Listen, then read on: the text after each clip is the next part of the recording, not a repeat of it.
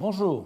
Dans le cours précédent, nous avons examiné les débuts de l'histoire de l'îlot 1-5 de Pompéi et nous allons aujourd'hui terminer la présentation de son évolution et montrer comment fonctionnait la tannerie à la veille de l'éruption de 79 après Jésus-Christ.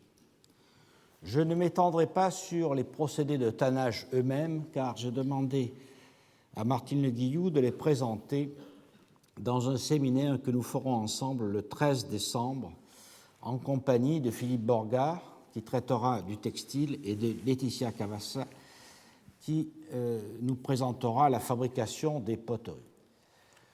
Aujourd'hui, nous continuerons d'examiner des artisanats pour lesquels les fouilles que nous avons conduites entre 2000 et 2016 au titre du Centre Jean Bérard apportent des données nouvelles et surtout plus assurées que celles de nos prédécesseurs, qui d'une part n'avaient pas d'autre choix que de s'appuyer sur des approximations, voire des a priori mal étayés, et d'autre part ne disposaient ni des analyses biochimiques aujourd'hui disponibles, ni des résultats d'expérimentation. Nous nous intéresserons donc à l'artisanat de la tannerie avec les fouilles de l'îlot 1-5, à l'artisanat du textile représenté par les laveries de toisons de laine, les teintureries, les ateliers de fabrication de feutres et les fouleries, et nous examinerons le problème de la localisation et de l'identification des ateliers de filage et de tissage des pièces de tissu. Enfin, j'aborderai le travail des forgerons avec les travaux sur l'îlot 1-6-1 et sur le travail des plombiers. Ces études nous permettront ensuite de mieux apprécier la démarche et les résultats des collègues que j'ai invités donc, pour le séminaire du 13 décembre. Alors commençons par la tannerie. Nous avons vu dans un cours précédent que l'histoire de l'îlot 1-5 pouvait être divisée en 5 états principaux. Un premier état caractérisé par un grand mur en papamonte, peut-être l'enceinte archaïque de Pompéi, et par une carrière de basalte exploitée au 5e et 4e siècle avant Jésus-Christ. Un second état qui vit la création des rues et la construction des premières maisons samnites, dont une comportant une salle à banquet, dans la première moitié du IIIe siècle avant Jésus-Christ, et nous en étions arrivés au troisième état de l'îlot, lorsque ces maisons samnites commencèrent à être profondément remaniées ou détruites pour laisser place à des habitations nouvelles. Cet état 3 regroupe donc la construction des maisons dans l'ensemble de l'îlot. D'une part, la maison 1-5AB, qui est ici, qui est restructurée. D'autre part, la maison 1-5C, dans l'angle nord-est de l'îlot, qui est édifiée. À une époque que les données stratigraphiques ne permettent pas de préciser, les lots 1-5A et 1-5B ont été réunis pour créer une maison plus grande. La salle à banquet, construite au IIIe siècle, fut détruite et des pièces furent construites à sa place, dont un possible atrium dans la pièce 4. Toutefois, les travaux effectués dans cette pièce après le tremblement de terre de 62 ou 63, qui ont consisté à creuser une grande fosse, soit pour récupérer des blocs, soit pour extraire du sable, puis à remplir cette fosse de gravats, ne permettent pas de savoir s'il existait un impluvium à cet emplacement. Au sud de cette pièce, qui est ici donc, se développait une grande cour bordée d'une rangée de pièces et d'un portique à piliers de calcaire. Vous voyez les pièces ici, le portique à piliers de calcaire, qui donc le limitait sur le côté est. Un changement essentiel fut la rectification de la limite de propriété. La nouvelle maison 1-5AB incluait l'ancien puits public et l'impasse ou l'allée qui y conduisait. Cette annexion et la réfection de la maison 1.5 AB pourraient être à peu près contemporaines dans la seconde moitié du IIe siècle. Après un temps d'usage qui doit couvrir l'essentiel du IIe siècle, la citerne existant dans la cour fut détruite et comblée. Et l'abondant matériel trouvé dans le comblement montre que ces transformations intervinrent vers la fin du IIe siècle avant Jésus-Christ. Dans la partie nord-est de l'îlot, la parcelle C occupait donc l'angle. Elle mesure 9,60 m en façade, soit 35 pieds, et elle est occupée par une maison qui présente un plan à atrium. À l'extérieur, de part et d'autre de l'entrée, se trouvaient des banquettes en maçonnerie qui furent arasées lorsque la porte fut bouchée au moment de la reconstruction de la façade lors de l'état 5 après le tremblement de terre, ce que nous verrons tout à l'heure. Par cette entrée, on accédait à un atrium et les sondages que nous avons réalisés sous le sol de cette salle, qui sera la future salle des cuves de la tannerie, n'ont pas retrouvé d'impluvium. Il est donc possible qu'il s'agisse d'un atrium testudinatum, c'est-à-dire couvert. Toutefois, les profondes perturbations causées par la construction d'un pilier au centre de la pièce ont pu détruire toute trace de cet éventuel bassin. Sur l'atrium ouvraient deux pièces, ici et là, dont le sol en opus signinum comporte des amphores qui ont été enterrés dans les angles, notamment la pièce 19 qui comportait des peintures dont on a retrouvé la plainte rouge. Au sud de l'atrium se trouvaient d'autres pièces ultérieurement détruites.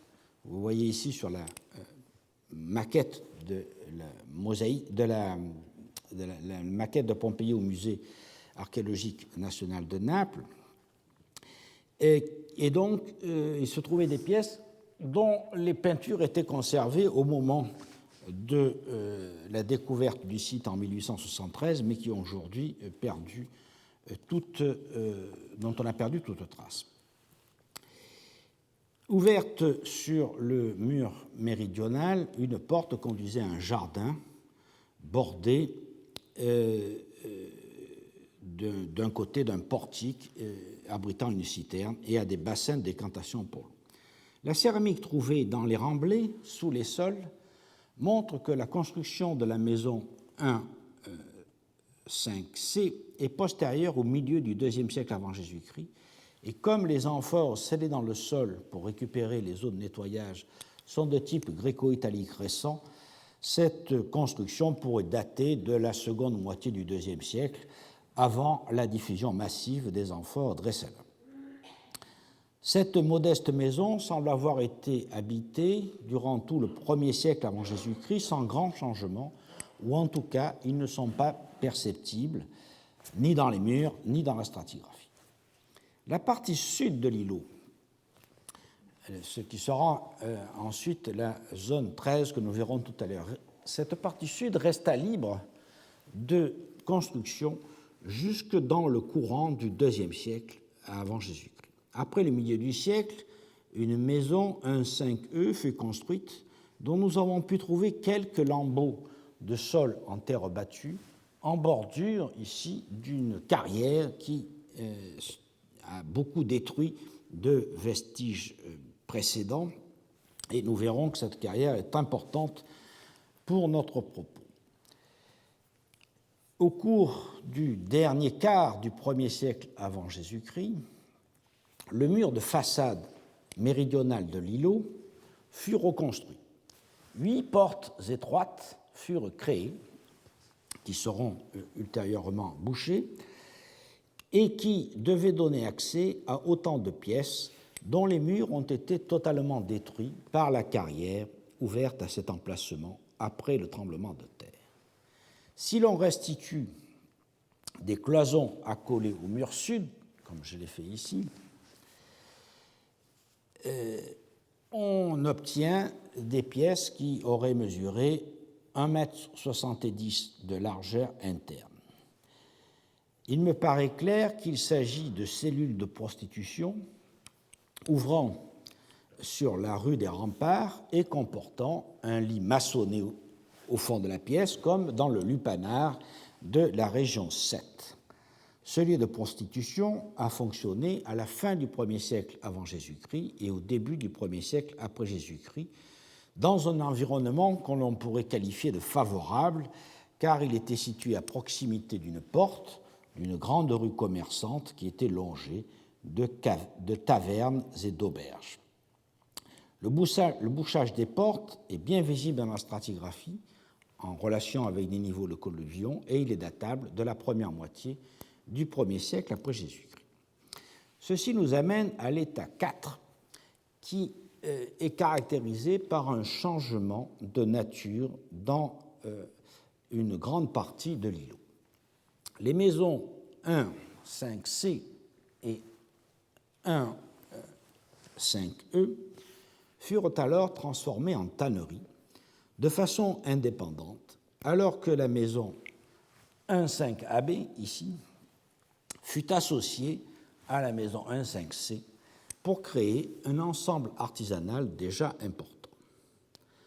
Dans une première sous-phase que l'on pourrait appeler 4A, dans la maison 1,5C, c'est-à-dire ici,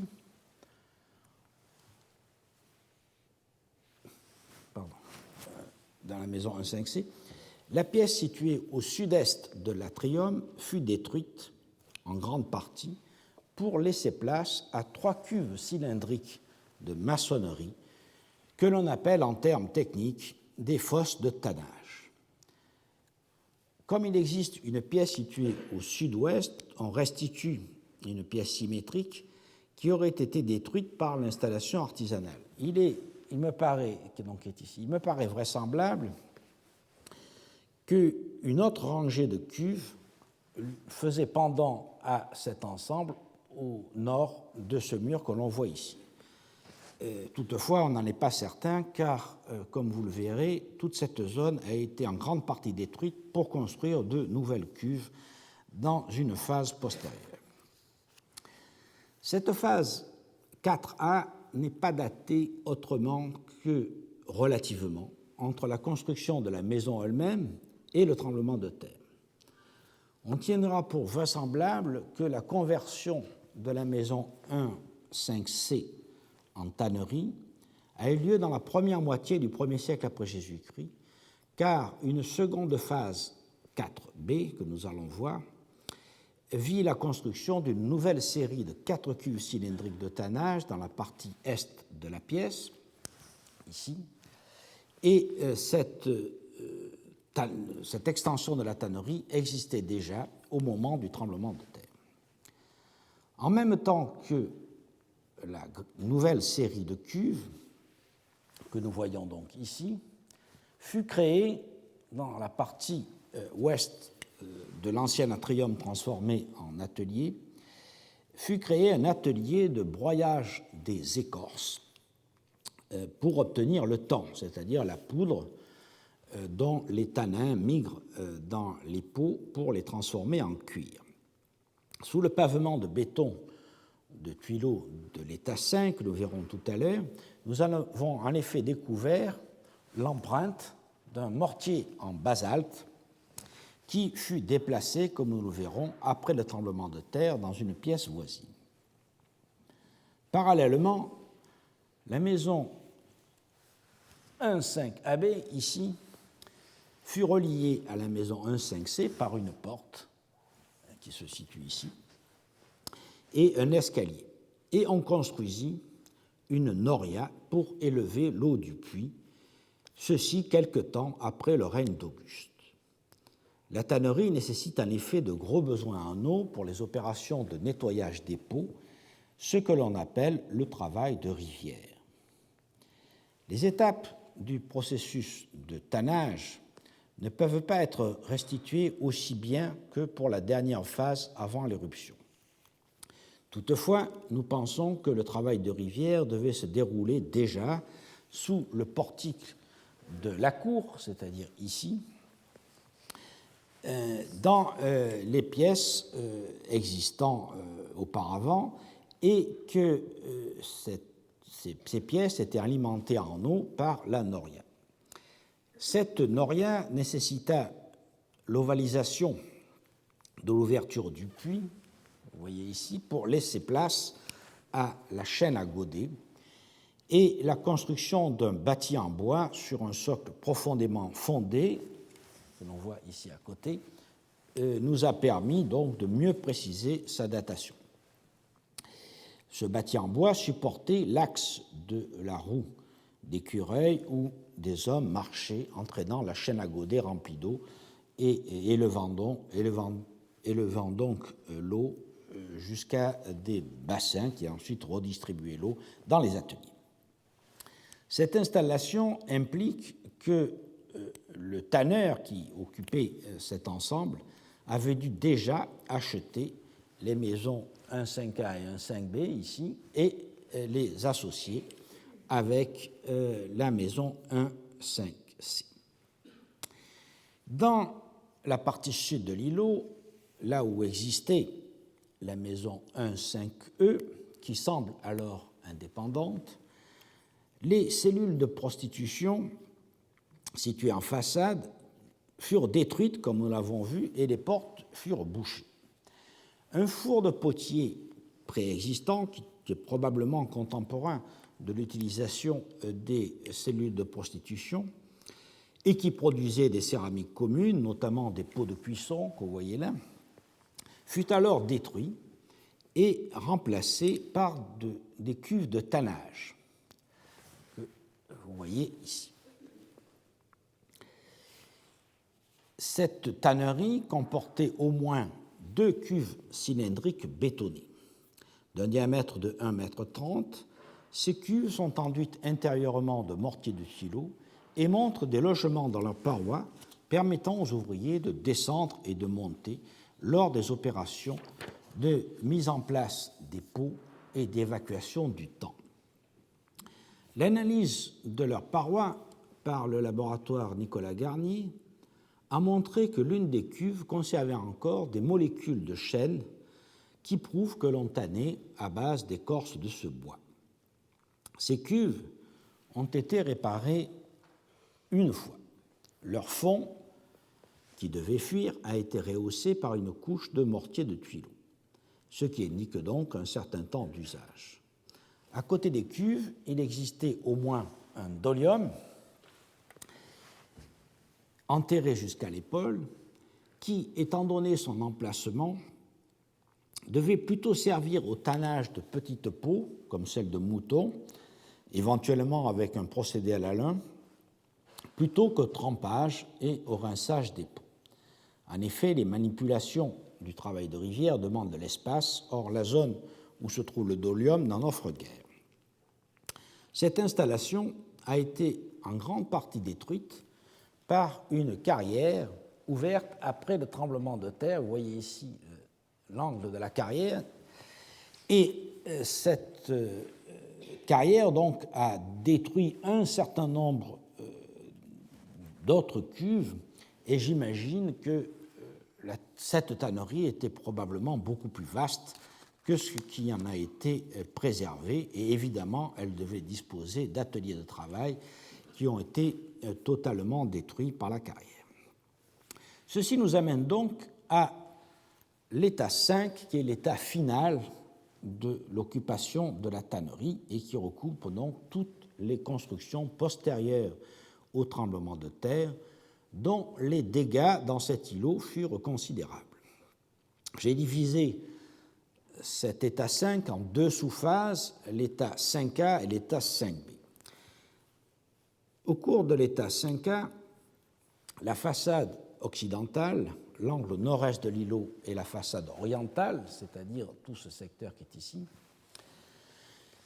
qui avait été en grande partie détruit, furent reconstruites, ainsi que les maisons au sud et à l'est de l'îlot. Les travaux qui suivirent le tremblement de terre manifestèrent d'une part une continuité de l'activité artisanale, et, d'autre part, une restructuration des propriétés. Il est probable, en effet, que l'état de ruine de l'îlot incita les propriétaires des maisons qui étaient au sud à les vendre à l'un des deux tanneurs installés intérieurement. Ce dernier devait disposer de moyens financiers et avait un sens de l'opportunité en affaires, car il a bâti les maisons probablement les plus abîmées dans ce secteur et ouvrit une carrière destinée à extraire des blocs de lave qu'il devait vendre aisément en profitant des besoins créés par la reconstruction de la ville.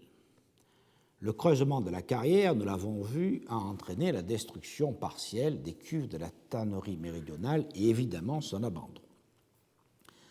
En revanche, le tanneur reconstruisit la partie nord de l'îlot. D'une part, il créa une petite maison à étages, au moins un étage, dans la partie nord-ouest de l'îlot, qui avait été préservée par la massivité des murs anciens en opus quadratum. On peut penser que cette maison fut louée puisqu'elle ne communique pas avec le reste de l'îlot. D'autre part, il aménagea les anciennes maisons 1-5A et 1-5C en une grande tannerie, créant une espèce de manufacture modèle assez bien organisée. Les travaux de restructuration utilisèrent surtout des blocs et des moellons de récupération provenant des murs écroulés. La façade nord, nous l'avons vu, fut abattue, sauf les parties en grand appareil et en moyen appareil qui avaient résisté. Les murs furent reconstruits, vous voyez ici un exemple, en opus incertum de calcaire, et les angles furent bâtis en opus mixtum de tuiles et de moellons de tuf jaune. Outre la réfection d'une part notable des murs de façade, les travaux portèrent sur la construction d'installations de tannage modèle que nous allons voir. Alors voici ici la façade nord, presque totalement reconstruite, avec la nouvelle entrée qui est créée ici, et la façade est, elle aussi, en grande partie reconstruite. Donc, il crée un ensemble qui est relativement rationnel pour le traitement des pots. Il commence par ouvrir une entrée au milieu de la façade nord de l'îlot, entrée dont le seuil à rainure indique clairement que la pièce qui servait d'entrée était une boutique où devaient s'effectuer les transactions commerciales, ce que un graffito lu sur les murs en 1873 semble confirmer. De la boutique, on passait à la pièce centrale, la boutique est ici, on passait à la pièce centrale, et de là, dans la grande cour où se faisait l'essentiel des travaux. Dans cette cour, un nouveau portique à piliers en opus mixtum remplaça l'ancien portique qui était doté de piliers de calcaire. Et l'on construisit des cloisons délimitant 5 compartiments qui étaient utilisés comme ateliers. Contre la façade ouest, nouvellement reconstruite, un triclinium d'été, un triclinium aestivum, fut aménagé. Cette salle à manger à l'air libre comportait 3 lits, vous voyez ici, et une table au milieu, l'ensemble étant abrité par une treille dont nous avons pu retrouver et mouler à la fois le pied de vigne qui était bien conservé et les poteaux qui supportaient la treille. Dans l'angle nord-est de la cour, une porte donnait accès à la pièce 14 ici et par cette pièce, par un escalier aux pièces 16 et 19. Comme je vous l'ai annoncé tout à l'heure, l'atelier de broyage des écorces pour obtenir le ton fut transféré de la pièce 16 à la pièce 19 et l'on scella le mortier de basalte dans une banquette de maçonnerie que vous voyez ici. Dans la pièce 16, les capacités de traitement des pots furent notablement augmentées par la construction de 8 nouvelles cuves cylindriques que l'on voit ici, ce qui porta leur total à 15. Dans ce vaste espace de 10 mètres par 9, soit 90 mètres carrés, on construisit un pilier central en opus mixtum qui supportait la toiture couvrant les 3/4 de la pièce. Nous connaissons par chance le maçon qui construisit le pilier, car il a gravé son nom sur les moellons de tuf avant de les recouvrir d'enduit de mortier de Tuileaux. Il a écrit Marcus Monimus Fecit, ce qui témoigne de sa ferté et de la qualité de son travail. Le quart nord-est de la pièce, c'est-à-dire ici, fut laissé libre et servit donc d'impluvium pour récupérer et évacuer les eaux de pluie. Au total, les 4 postes de travail où l'on traitait les peaux pour en faire du cuir ont été localisés. Le travail de rivière, le trempage dans les bains de thon, le séchage des peaux et le corroyage. Le travail de rivière était réalisé sur des chevalets de bois inclinés où les peaux étaient posées. Les ouvriers les raclaient avec des couteaux concaves à 2 manches. 2 de ces outils ont été trouvés lors des dégagements de 1873 et une étire, c'est le nom de cet outil, qui était taillée dans une côte de bœuf, a été découverte par nous-mêmes dans le dépotoir des tanneurs comblant la carrière. Cette phase de préparation des peaux réclame, nous l'avons vu, beaucoup d'eau pour alimenter les 3 jarres qui furent placées à l'extrémité des murs délimitant les compartiments. Vous voyez ici une jarre et le canal qui amène l'eau dans cette grande jarre qu'on appelle un dolium. Les compartiments central étaient quant à lui dotés d'un banc de pierre qui servait aux opérations de l'ultime phase de préparation des cuirs. Mais les autres abritaient les ouvriers qui écharnaient les peaux sur des chevalets.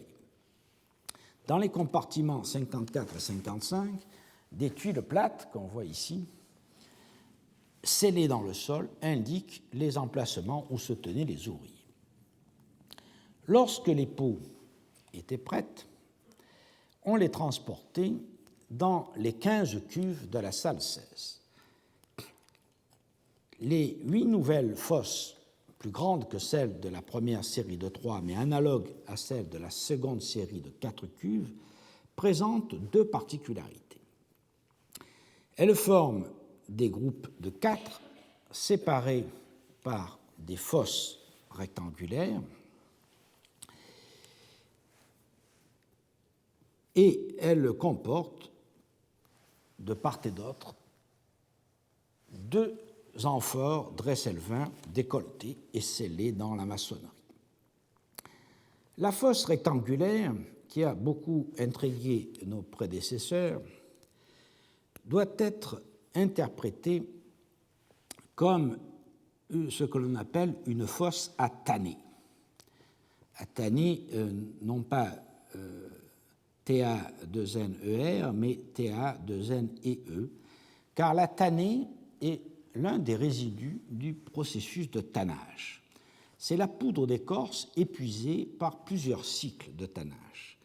La certitude concernant l'identification de cette installation nous est venue lorsque nous avons fouillé les orifices cylindriques qui sont situés de part et d'autre de ces sortes de cuves et qui étaient encore remplis de lapilli.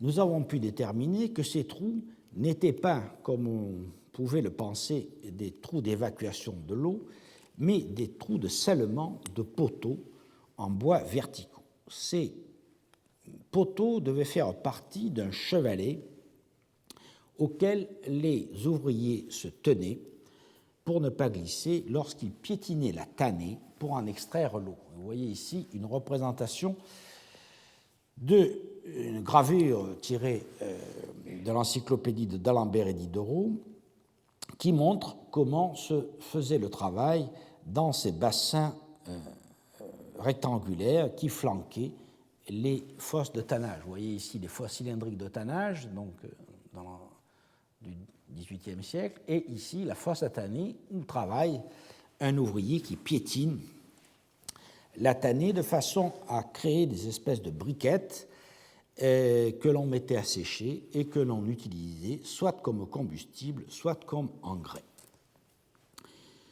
Restait à déterminer l'utilisation des amphores espagnoles Dresselvin décolletées et scellées entre les cuves cylindriques.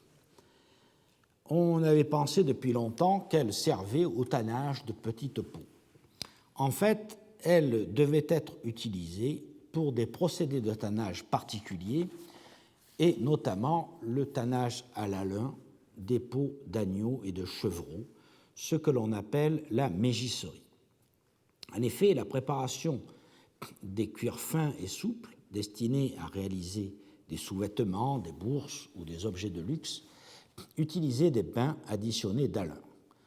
La découverte, parmi les déchets de tanneurs jetés dans la carrière, de nombreuses amphores fabriquées à Lipari, dont Philippe Borgard a démontré qu'elles servaient au transport de l'alun, indique qu'on utilisait ce produit chimique pour les procédés de tannage, probablement à la fois pour la mégisserie qui se faisait dans ces petits conteneurs et aussi pour l'assouplissement des cuirs obtenus par des bains de cuit de tan végétal.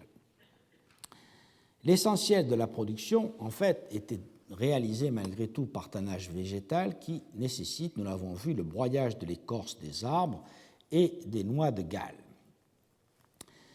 Ici, une vue des ossements que nous avons trouvés dans le dépotoir des tanneurs, et l'on voit qu'on tannait beaucoup de petites peaux, notamment des peaux de mouton et de chevreau, etc. Et on tannait aussi, nous allons le voir, des peaux de bœuf. Pour tanner donc ces peaux de bœuf, il fallait utiliser, comme nous l'avons vu, de l'écorce d'arbres ou des noix de Galles, qui sont des excroissances pathogènes qui se forment sur les chênes. Cette opération était réalisée dans le grand mortier en basalte déjà évoqué.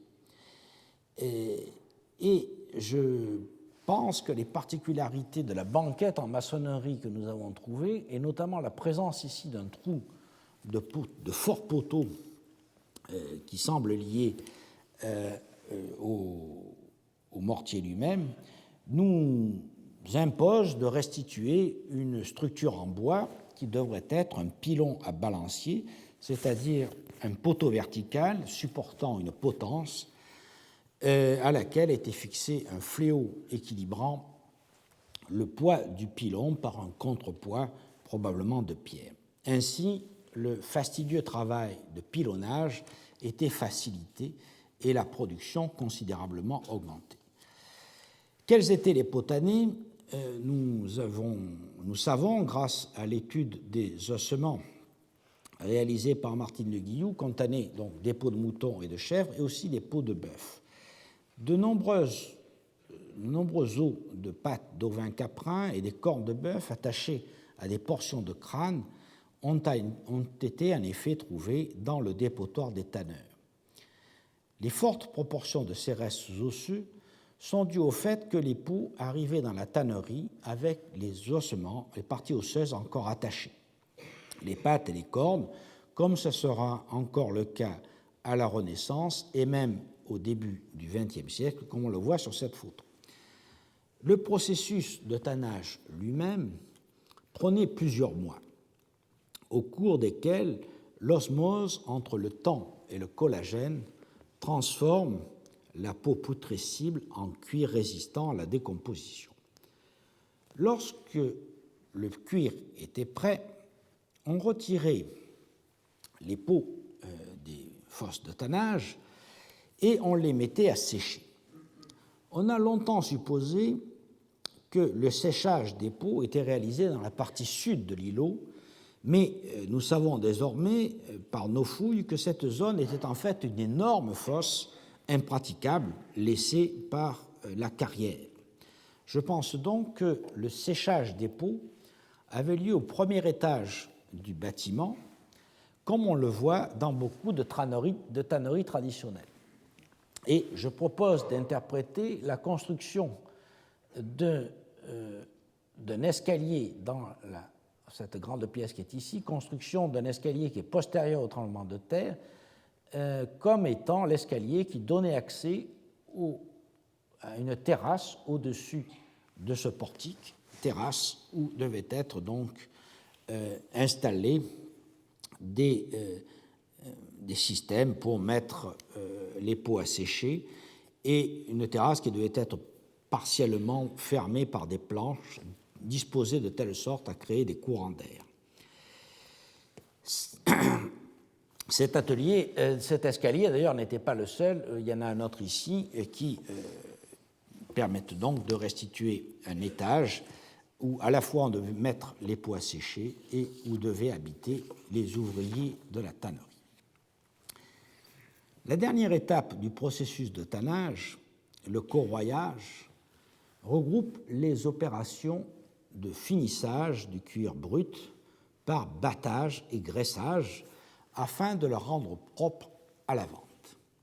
Ces opérations avaient lieu dans l'atelier central du portique qui donne sur la cour, sur un banc de pierre où l'on posait les peaux pour les retailler, les étirer, les battre et les nourrir à la graisse.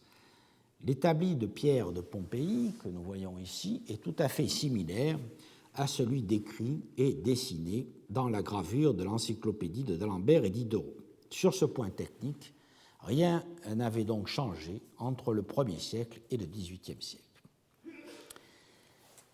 Les cuirs finis étaient ensuite transportés dans la boutique pour être vendus, et ces opérations peut-être que fait allusion un conte écrit au charbon de bois sur l'enduit de la boutique, mais qui aujourd'hui a totalement disparu.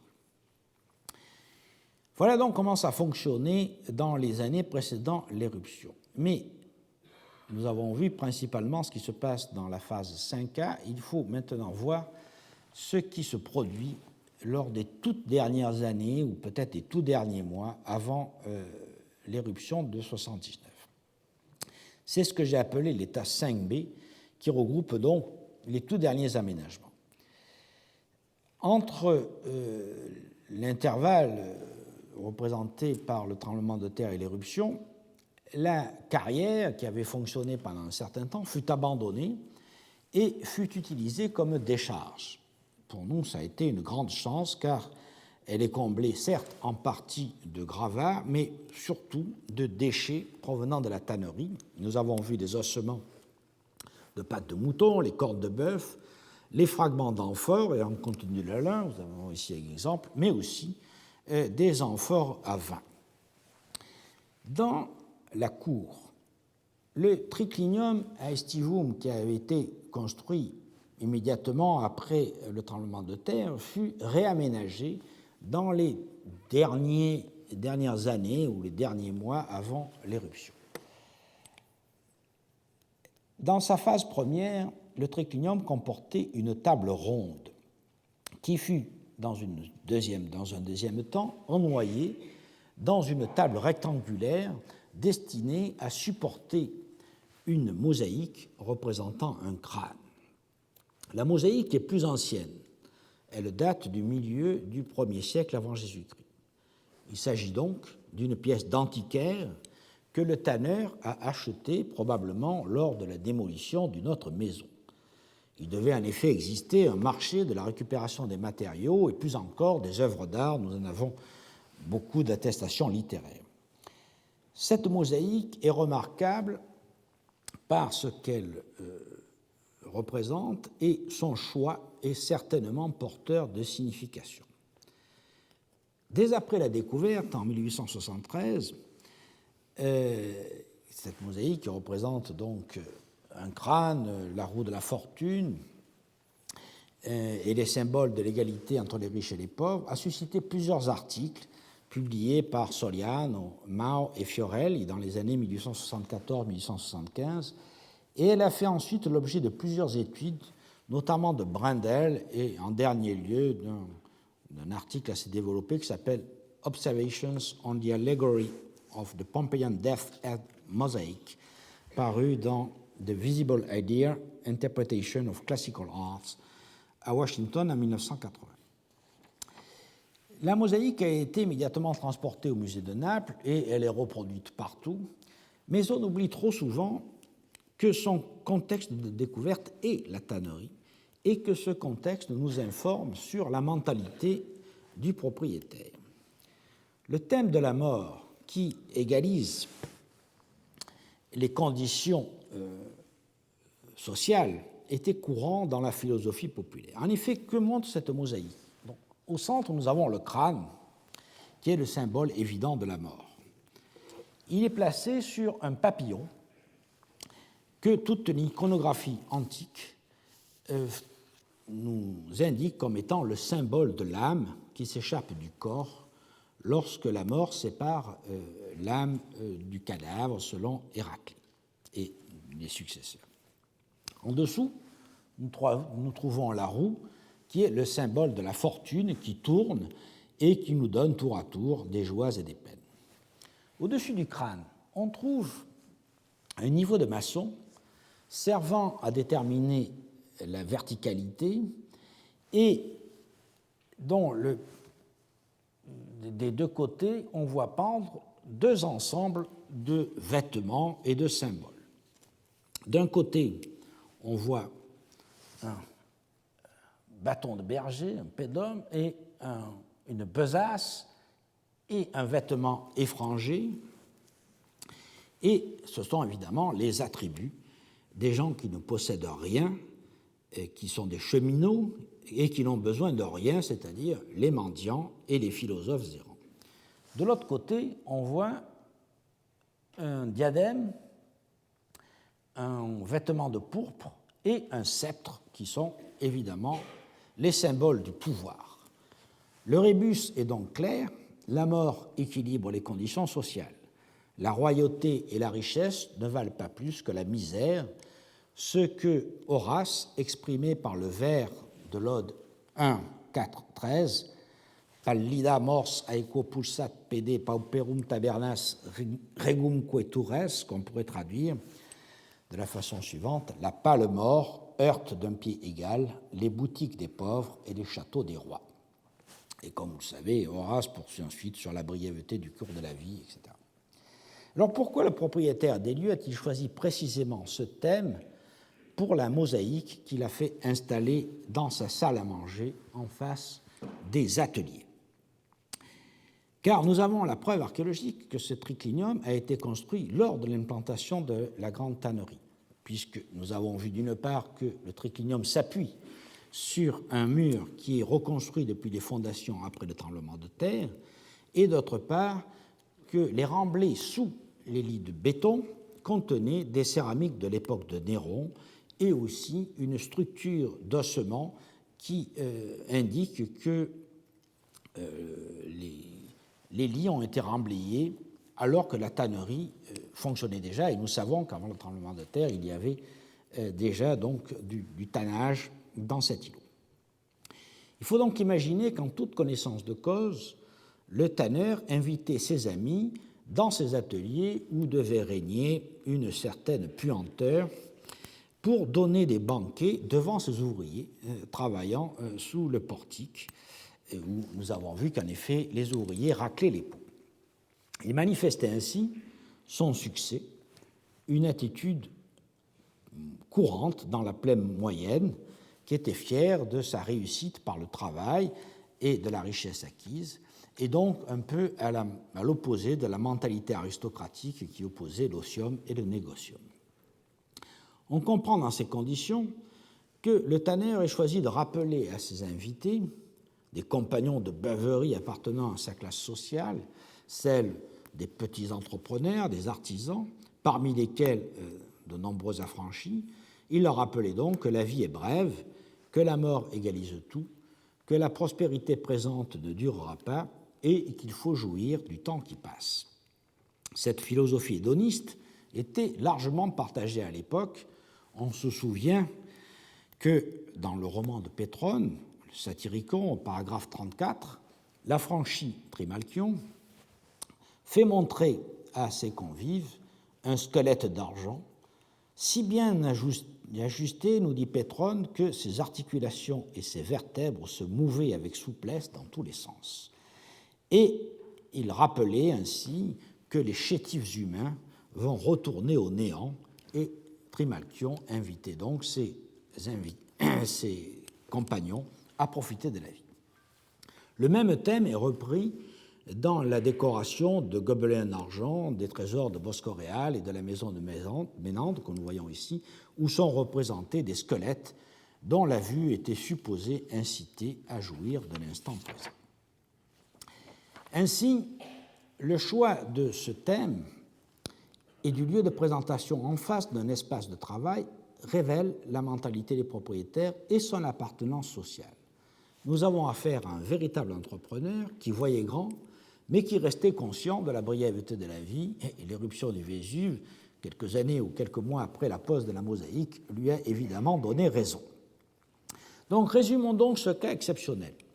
Cette tannerie naquit de la volonté d'un homme qui entreprit d'acheter la totalité d'un îlot pour étendre ses activités, si l'on suppose qu'il s'agit l'un des deux tanneurs en activité juste avant le tremblement de terre. Cet homme tira le meilleur parti des bâtiments existants. Dans les parties très ruinées, il ouvrit des carrières de basalte et de sable, et ailleurs, il conserva les murs encore debout, mais profitant de la destruction pour rationaliser au mieux le parcours des pots. Celle-ci faisait un aller-retour dans les ateliers autour du point central qui est le puits. Dans la dernière phase, brève, au maximum une quinzaine d'années, nous avons vu que la tannerie occupait pratiquement tout l'îlot. Une tradition des études pompéiennes qui remonte à Giuseppe Fiorelli attribue cette propriété à un certain Marcus Vesonius, dont le nom était inscrit sur la façade à côté de l'entrée connue en 152. L'inscription, aujourd'hui perdue, est rapportée par le CIL 4 au numéro 4012 sous la forme M. Vesoni Vos. Marcus Vesonius serait le nom d'un rogator, propriétaire de l'établissement, qui aurait utilisé sa façade pour se déclarer en faveur d'un candidat aux élections. Selon Matteo della Corte, il ne serait autre que Vesonius Primus, un foulon qui, sur la façade de la Faulonica située en 614 21-22, prit parti pour Marcus Gavius Rufus, pour Cneius Elvius Sabinus et pour Lucius Seius Secundus lors des dernières élections avant l'éruption. Cette double propriété d'établissement économique connexe aurait indiqué, selon Walter Müller, dans son livre dont nous reparlerons tout à l'heure, The World Trade of Ancient Pompeii, paru en 1976, une sorte de concentration verticale de la filière de laine et du cuir. Et je le cite, « We have one known case of an important operator who was engaged in an associated industry. Marcus Vesonius Primus, the owner of the large foray in 1421, also ran the only tannery found at Pompeii. His name was found on an election notice at the left of the entrance. As a byproduct of tanning, he must have had a considerable amount of wool pulled from the hinds. » Cette belle reconstruction ne résiste pas à la critique. Remarquons d'abord qu'il ne saurait y avoir de concentration verticale en la matière car la laine n'est pas un sous-produit du cuir, tout au plus une diversification des investissements dans des filières connexes qui mettent en relation des acteurs économiques communs. Mais surtout, William Youngman, dans son livre The Economy and Society of Pompeii, 1988, page 174, a montré que la relation entre l'individu mentionné sur l'inscription électorale et le foulon était erronée. Rien ne permet de dire que Marcus Vesonius est assimilable à Vesonius Primus. En fait, Youngman a montré que ce sont deux personnages différents, car Vesonius Primus, bien que foulon ayant pignon sur rue, n'était pas considéré comme un personnage de premier plan. Dans la tablette 31 des archives de Caecilius Iucundus, le banquier de Pompéi, et signe en 5e place, ce qui exclut qu'il ait été magistrat de la cité. De plus, le nom fait partie d'un manifeste électoral que l'on peut restituer en Marcum Vesonium Oro Vos Faciatis, nommant donc le candidat et non la personne qui appelle à voter pour lui. Cela élimine donc toute relation entre l'établissement et le nom. La tannerie perd donc le nom de son propriétaire. Elle était seulement pourvue d'une inscription appelant banalement à voter pour Marcus Vesonius, probablement Marcellus, qui était candidat au duumvirat. Le propriétaire de la tannerie, anonyme, devait donc être toutefois un entrepreneur aisé, comme l'indique l'ampleur de la réalisation.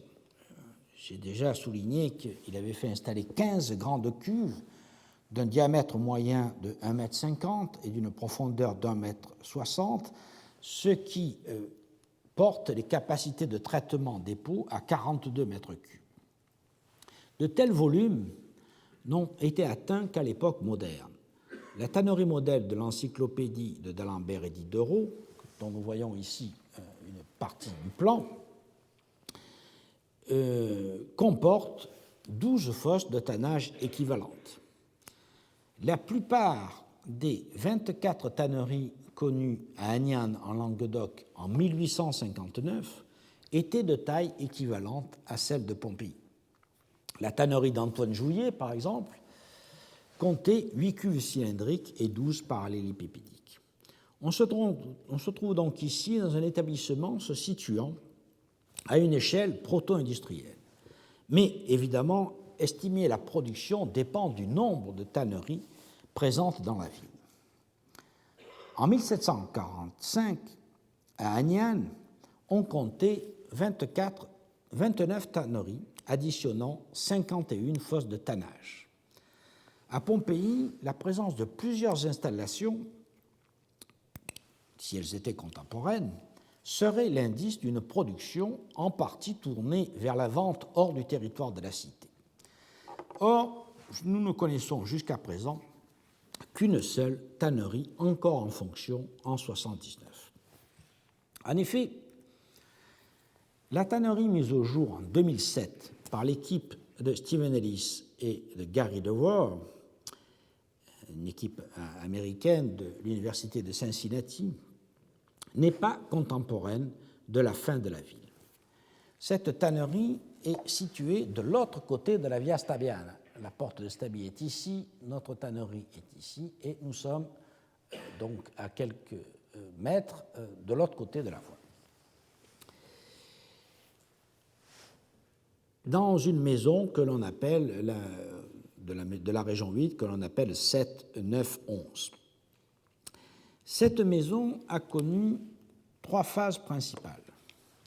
Vous voyez ici, c'est une maison tout en longueur qui ouvre sur la Via de Stabie et la tannerie est dans la partie occidentale de la maison.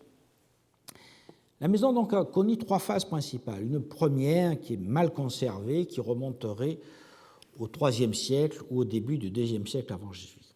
Puis, nous aurions une seconde phase correspondant à la mise en place des structures de la maison, donc cette maison très allongée, qui serait datée de la seconde moitié du IIe siècle avant Jésus-Christ. À cette époque, la maison serait principalement un atelier qui comprendrait d'une part des cuves de salaison dans la boutique ouvrant sur la rue et une tannerie donc au fond. Dans la boutique, deux séries de cuves rectangulaires se sont succédées à la fin du IIe siècle ou au début du Ier siècle. Et dans la pièce 56, 4 cuves cylindriques de tannage de 1 mètre de diamètre, de 1,40 m de profondeur, sont disposées de façon aménagée au centre, comme dans ce que nous avons vu dans l'îlot 1.5, un bassin pour la tannée, c'est-à-dire le résidu du tannage. Au sud-est de la pièce, une cuve battue en pierre, sans enduit, était connectée à un égout passant dans la pièce voisine, et cette cuve devait servir à rejeter les eaux usées par les bains dans lesquels on mettait les pots pour les transformer en cuir. La pièce voisine, qui est située ici, était à la fois une pièce de travail, on y a trouvé une plateforme basse en mortier, c'est là qu'on aurait traité les pots, et elle comportait aussi un escalier permettant de monter à l'étage. Selon les fouilleurs, lors de la troisième phase, sous le règne d'Auguste, les cuves de la tannerie et de la boutique furent comblées et la maison radicalement transformée. La boutique devint alors une entrée, une salle à manger fut construite à l'emplacement des cuves de la tannerie, qui donc ont été bouchées et recouvertes d'un mortier de tuileaux, et une cuisine fut installée dans la pièce voisine. Les effets du tremblement de terre de 62 ou 63 n'auraient pas laissé de traces dans la stratigraphie, mais seulement dans la réfection des murs. Je doute d'une telle reconstruction pour 2 raisons. D'une part, le plan et le mode de construction des cuves de la tannerie sont absolument identiques à ceux de la tannerie 152, dont on peut dater la construction de la première moitié du 1er siècle de notre ère. Que des procédés de construction aussi spécifiques aient pu rester inchangés durant plus d'1 siècle me paraît improbable. D'autre part, alors que l'on constate partout alentour des mutations importantes produites par le tremblement de terre de 62 ou 63, et alors même que plusieurs murs de la maison ont été reconstruits presque entièrement à cette date, aucun changement ne serait advenu dans le traitement des sols, ce qui serait inédit à ma connaissance. En fait, la datation de la cessation d'activité à l'époque d'Auguste repose sur le matériel trouvé dans le comblement des cuves, composé, je cite, de « a massive dump of building debris sealed with an opus signum floor ». Or, ce remplissage rappelle les comblements analogues faits de débris qui ont servi à niveler les sols après le tremblement de terre et à permettre des changements d'activité. Le fait de trouver de la céramique du 1er siècle avant Jésus-Christ et du règne d'Auguste est parfaitement normal dans ce contexte. En effet, ce type de remblaiement produit par donc des gravats qui sont jetés est caractérisé par une forte résidualité du matériel archéologique, c'est-à-dire que le comblement réalisé après le milieu du 1er siècle de notre ère contient une forte proportion, parfois exclusive, de tessons de vases plus anciens, parfois d'un bon demi-siècle, voire plus. J'ai personnellement observé ce phénomène dans le comblement des cuves de la parfumerie située dans la région 7, Insula 4, numéro 24, qui, je le rappelle, était scellé par un sol daté par un dépôt de monnaie de 65 après Jésus-Christ. L'une des cuves n'a livré que du mobilier du 1er siècle avant Jésus-Christ, et la seconde presque exclusivement du matériel de cette époque, à l'exception d'un vase complet trouvé éclaté au fond de la cuve et qui date de l'époque de Néron. À Herculanum, Nicolas Montex a aussi constaté que dans la boutique de la région 6, Insula 15, située en façade de la Casa del Salonenero, le comblement de la cuve aurait certainement été interprété comme augustéen à cause du matériel présent si, dans une couche stratigraphiquement antérieure au remplissage de la cuve, il n'avait trouvé des fragments d'amphores de bétique Beltrán 2B dont la diffusion ne peut guère être antérieure à Tibère. Il en conclut donc logiquement que le remplissage de la cuve est attribuable aux réparations des dégâts du séisme de 62-63. Et c'est une vue que je partage totalement. Je vous renvoie à son article qui s'appelle « Fouilles de l'atelier de métallurgie du plomb et de la boutique 615 en façade de la Casa del Salonero à Herculanum », paru dans la Rivista di Studi Pompeiani 2005. J'estime donc qu'il faut attribuer le comblement des cuves de la tannerie 877 aux travaux post-sismiques, en même temps que les murs sont reconstruits et donc en même temps que le changement de destination de l'habitation qui deviendrait dès lors un restaurant selon Stephen Ellis. D'ailleurs, dans le rapport qu'ils ont publié dans Fasti Online, sur le numéro 284, Eric Peller et Stephen Ellis, dans le numéro de 2013, de leur rapport qui s'appelle « The Pompeii Catripocticus Project, the Eastern Side and the Colonnade », ces deux auteurs indiquent bien que la reconstruction de l'aile orientale du portique du théâtre est postérieure au tremblement de terre. Or, la fondation du mur repose, c'est ce mur qui est ici, on voit bien que la fondation repose sur le sol et les cuves. Il y a donc une certaine cohérence à dater l'abandon de la tannerie des lendemains du séisme.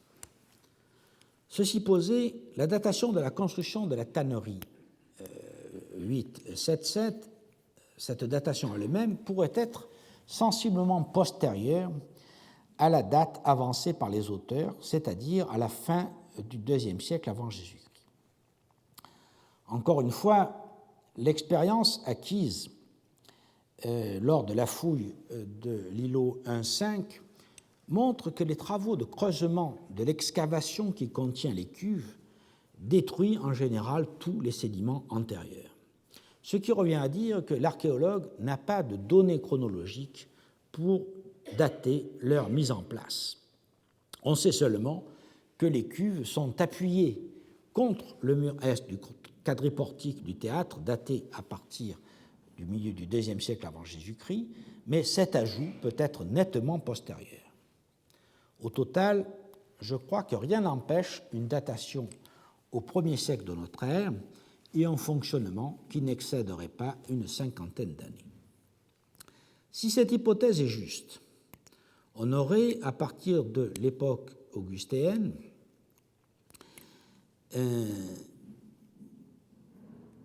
et disons dans la première moitié du 1er siècle, au moins 3 tanneries relativement importantes groupées dans la partie basse de la ville. Bien qu'on connaisse très mal les tanneries dans le monde romain, car elles devaient surtout se trouver en périphérie des villes, il existait ailleurs de tels regroupements causés par la gestion de l'eau, à la fois l'eau nécessaire au processus de traitement des pots et les eaux usées qu'il fallait pouvoir évacuer. C'est le cas, par exemple, à Athènes, le long de l'Ilissos, dès le 5e siècle avant Jésus-Christ, au témoignage d'inscriptions, et au moins jusqu'à l'époque byzantine, période à laquelle remonte une grande tannerie dégagée près de l'Olympéion. Vous voyez ici. C'est aussi le cas, bien entendu, à Rome, où les tanneries étaient situées dans la zone du Transtibérim, c'est-à-dire aujourd'hui le Trastevere, près du fleuve, où des séries de cuves sous la basilique Santa Cecilia assurent qu'il y avait des tanneries qui sont également mentionnées par des inscriptions trouvées dans le même secteur.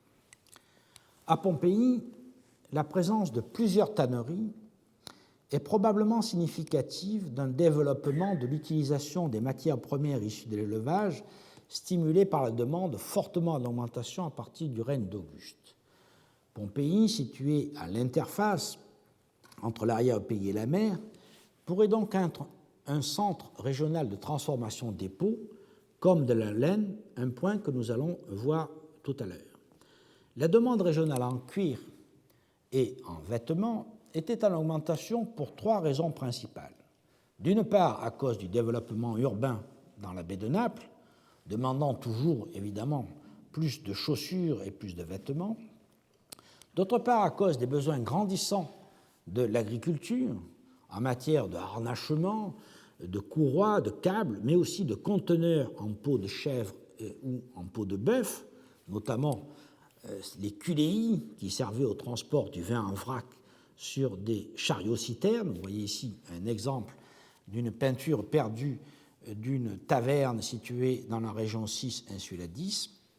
Et enfin, à cause des besoins de la flotte de guerre installée à Misène, où, bien entendu, cuirs et tissus étaient très largement employés par l'armée pour ses besoins, la marine aussi, mais il y avait aussi une demande particulière de la part des soldats. Donc, les conditions de la demande étaient réunies pour favoriser le développement de ce type d'artisanat. Nous allons ensuite, dans la deuxième partie de ce cours, examiner la filière textile, mais je vous propose une petite pause de 4 ou 5 minutes entre ces deux parties.